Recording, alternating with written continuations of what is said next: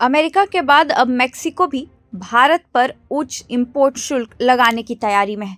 Mexico की संसद ने बुधवार को भारत समेत 5 एशियाई देशों पर 50% तक का टैरिफ लगाने को मंजूरी दी।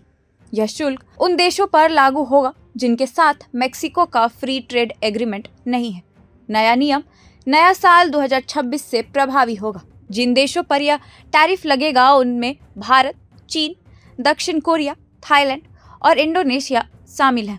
2024 में मेक्सिको ने इन देशों से 253.7 अरब डॉलर का आयात किया था, जिसके चलते उसे करीब 223 अरब डॉलर का व्यापार घाटा झेलना पड़ा। नए कानून के तहत कारें, ऑटो पार्ट्स, कपड़े, टेक्सटाइल्स, प्लास्टिक उत्पाद, स्टील और फुटवेयर जैसी लगभग 1400 वस्तुओं पर 35% से 50% तक अतिरिक्त शुल्क लगाया जाएगा। विशेषज्ञों का मानना है कि यह कदम 2026 में होने वाली USMCA यानी कि अमेरिका मेक्सिको कनाडा समझौता की समीक्षा से पहले अमेरिकी राष्ट्रपति डोनाल्ड ट्रंप को खुश करने की कोशिश है, क्योंकि अमेरिका चीन से मेक्सिको के जरिए आने वाले सस्ते उत्पादों पर लंबे समय से नाराजगी जताता रहा है। मेक्सिको के कारोबारी संगठनों का विरोध, चीन की सरकार, मेक्सिकन व्यापारिक संगठनों और विपक्षी दलों ने इस फैसले को गलत बताया है।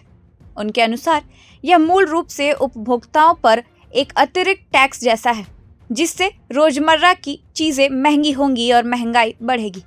पहले वाला प्रस्ताव और भी सख्त था, लेकिन विरोध के बाद करीब 2/3 वस्तुओं पर शुल्क कम किया गया। बिल सीनेट में 76-5 वोटों से पास हुआ और राष्ट्रपति क्लाउडिया शिनबाम ने हस्ताक्षर के बाद 2026 से लागू हो जाएगा। चीनी कारें और ऑटो पार्ट्स 50% तक टैरिफ। चीनी कारें और मेक्सिको के बाजार का लगभग 20% हिस्सा रखती है। टेक्सटाइल, कपड़े, फुटवियर 10 से 50% तक शुल्क स्थानीय उद्योगों को बचाने के लिए।